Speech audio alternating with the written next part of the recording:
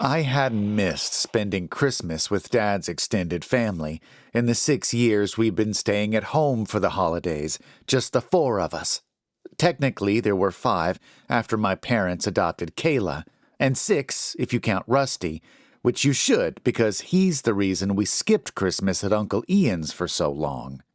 8 Christmases ago, Rusty distributed Auntie Ray's underwear around the house for all to see, much to her mortification and Ian's fury. Rusty was our dog, by the way, in case you haven't gathered. 7 Christmases ago, we put him in the kennel, but we hated spending Christmas Day without him, and Dad and Uncle Stu got into a horrendous argument about politics, so my parents used Rusty as an excuse to stay home after that. Rusty passed away a month ago, at the end of November. He was old, so it wasn't unexpected, but we were devastated. Mom shared our loss on Facebook, belatedly realizing this meant we wouldn't be able to use Rusty as a reason to duck out of the family Christmas. Mom's parents died when she was a teenager. She was an only child, so it's not like we could have spent the holidays with extended family on her side, and Uncle Ian knew this. Dad was left with no choice but to agree to the 7-hour drive to Ian's house. What I missed least about traveling for the holidays is how us kids always ended up in the back seat for ages, while Mom and Dad repeatedly dashed back to the house for something they'd forgotten, quadruple checking the front door was locked every time. Sally sat between me and Kayla because she's the youngest. Sally's my biological sister, and Mom and Dad are biological parents. But Kayla's no less our sister or their child. My parents get mad when people call her their adoptive daughter. She's just their daughter. I realized Sally was crying. I knew her well enough to know she was upset about Rusty, and I was still struggling with the loss myself, so I knew how she felt. The trunk was piled so high with suitcases and sacks of Christmas presents that the cover didn't fit, so I was able to reach back and retrieve my present for Sally. I was going to wait for Christmas, but I think you should have this now, I said, handing her a small rectangular box concealed in shiny red paper. Sally wiped her snotty nose on her sleeve and enthusiastically tore off the wrapping. She opened the box to reveal a silver necklace with a paw print pendant. She gasped. "Oh, now you can have Rusty close to your heart wherever you go," Kayla said, helping Sally do up the clasp. She smiled at me over Sally's head. Kayla was frustratingly mature for a foster kid. "Thank you, Rex," Sally said, giving me a hug. The trunk opened behind us. "Did you pack Ray's gift hamper? I can't see it," Dad said. "I'm sure I did," Mom replied. "Well, I can't see it. It must be under something. I distinctly remember putting it in." Let's check. Otherwise, I'll spend the whole drive worrying." Mom sighed, and they started unloading bags that had been painstakingly stacked like a Tetris puzzle. "I told you," Mom said sharply a few minutes later. "I'm sorry, Karen. It's just Ren. Sorry, Ren. I still think you should shorten it to Carrie. It sounds too much like Sally. What about Kaz? My name is Ren. Can I not pick my own name?" "You can. I just fear Stu will have a field day with this sudden change." "It's not my fault people have reappropriated the name Karen. Just call me Ren. It's not difficult. No one at Ian's will get the message if you don't set an example." I was relieved I could just call her Mom. I felt sorry for Odette and Ryan because they'd have to remember to call her Auntie Ren instead of Auntie Karen, assuming they didn't want my mom jumping down their throats. Eventually, we got on the road, 45 minutes later than planned, after Mom threatened to go back for the scarf already round her neck. "Who's going to be there again?" Kayla asked. It would be her first time meeting our extended family. Dad replied, I think I told you Grandpa passed away when I was young, and Grandma 5 years ago. I'd have loved for you to meet them. You'd have got on like a house on fire. But there'll be my brother Ian and his wife, Ray, their 2 children, Odette and Ryan, and my brother Stu. He never married. Isn't Odette still traveling abroad? Mom asked. I'm sure Ian said her course ended, but maybe I've got that wrong. She'd be back for Christmas anyhow, wouldn't she? Probably. How old are the children? Kayla asked. Odette must be 17 or 18 by now, Mom replied. And Ryan is Rex's age, Dad added, looking at me in the rearview mirror. I'm 13, and Kayla 2 years older.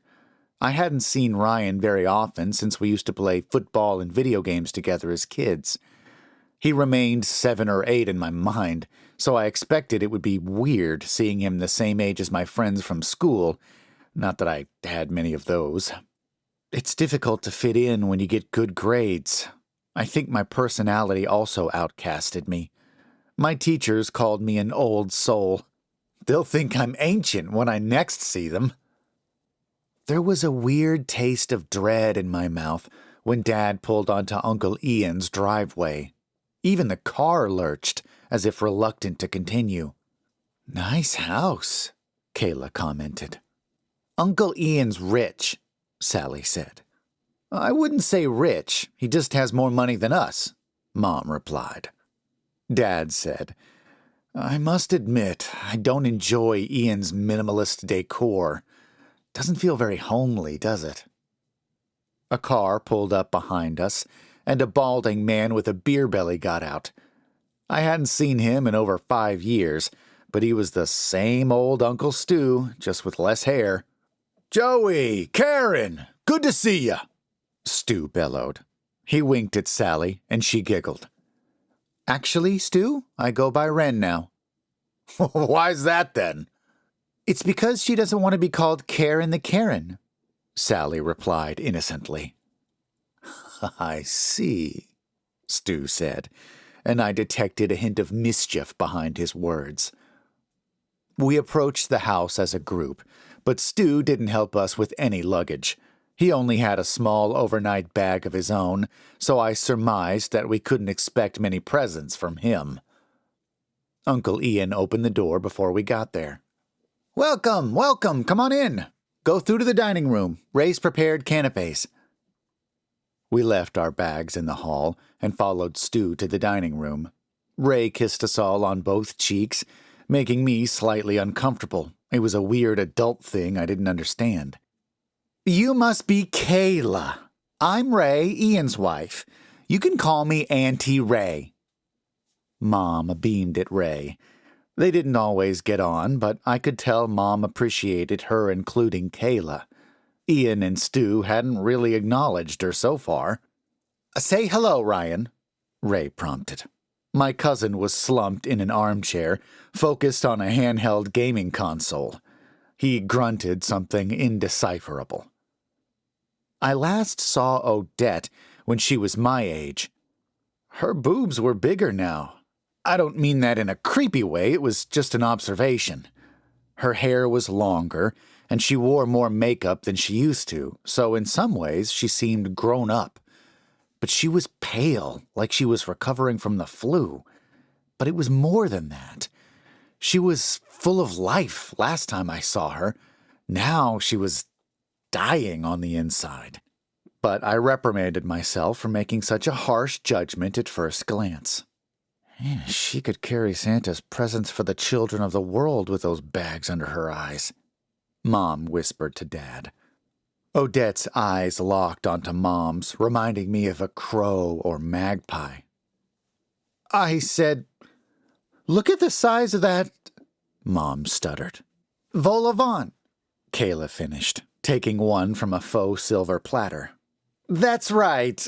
Everybody dig in, Ray said in a strained voice. The adults chatted about work and how Dad and Stu found the drive.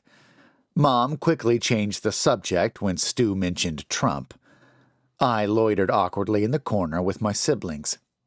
Ryan didn't look up from his game, and Odette seemed equally preoccupied, although with what I couldn't tell. It was a relief when Ray showed us to our rooms. My parents had one spare room, and Kayla and Sally were sharing another.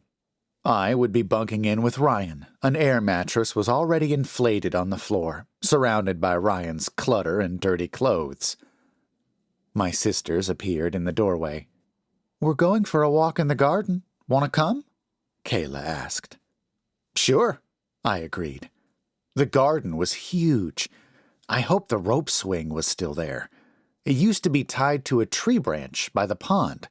Ryan fell in when we were kids. Ray was furious at the sludge he dripped into the house. We were halfway to the swing when Sally gasped. It wasn't a gasp of joy like when I gave her the necklace. She sounded frightened. It stopped me and Kayla in our tracks. Sally started crying and clung to Kayla's arm. "What's wrong?" I asked. I scoured the grass, thinking she must have stepped on something sharp. "Odette was in the window," Sally wailed. Kayla and I glanced at each other, confused. "What do you mean?" Kayla asked. Sally was refusing to look at the house. I could see Odette in the wall-length window. She stood in the dining room with her back to us, her raven hair almost reaching her bum. Ryan was in the armchair, still glued to his game. "Her head was round the wrong way," Sally sobbed. "Her neck was twisted, and her face wasn't pointing the same way as her toes." I looked back at the house. Odette still had her back to us. "You must have been mistaken," Kayla assured Sally. I said, "Yeah, we're some distance away, and her sweater looks the same from the front and the back. She probably turned round to look out the window." Sally seemed to cheer up, but she kept glancing nervously back at the house while we took turns on the rope swing. We went back inside when it started getting dark. Ray made beef stew for our Christmas Eve meal, and we gathered round the dining table. Odette kept rubbing her neck as if in pain. Kayla caught my eye, and I knew she'd noticed it too. Perhaps she did turn to look at Sally from an awkward angle. Mom's wrists are particularly flexible. You'd think that's a good thing, but sometimes it causes her left wrist to lock, and she needs to do physio exercises every day to keep pain at bay. I wondered if Odette's neck was similar. "So, are you seeing anyone at the moment, Stu?" Mom asked. "You mean like a therapist? Surely you're the one in need of that." "She meant like a girlfriend," Kayla clarified. "I think we can assume the answer's no," Ray muttered. "I'm very popular with the ladies, I'll have you know." "If you met them at a Trump rally, they don't count," Dad said. "What did I tell you about politics?" Mom hissed, nudging Dad. "No, that's okay, Karen. I want to know what Joey meant by that. Is he implying women at Trump rallies don't—" "It's Ren." "What?" "My name. It's Ren." "Okay, keep your panties on. God forbid you be a Karen over it." "That's enough," Dad insisted, slightly raising his voice. "I'm going to get a hoodie," Kayla said. "Could you get mine?" I asked. It was suddenly cold, and I thought I felt a draft. "Stop," Odette murmured. "Who? Me?" Kayla asked. "No, them. It thrives on conflict." "You need to show my wife some respect," Dad spat at Stu. "What exactly am I supposed to respect? Between her vote for Biden and that muffin top, I'm really struggling here." Dad stood up, his chair scraping across the floor. "Let's all take a breath," Ray suggested. "I can handle old Joey here, Ray. Or are you calling yourself Cray now? God knows that'd be fitting." Stu followed his comment with a cruel laugh. "How dare you?" Ian roared. The lights snapped out. We were submerged into total darkness. There was a violent burst of breaking glass. Several people screamed. What felt like sharp rain fell on my head and shoulders, clinking onto the crockery in front of us. Then there was a dreadful crash. Stu wailed in pain. I could tell it was him because he was sat beside me. More shattering, more screams. Something warm splattered all over me. I ran my fingers across the wetness on my neck, hoping to work out what it was, but before I could come up with any theories, someone cried, "It's blood!" It sounds like this family's really getting split up over the holidays. When they say a house divided, I don't think they mean literally into several pieces. But wait, there's more to this story. Follow the link below to find part 2 over on my channel, Don't Fall Asleep.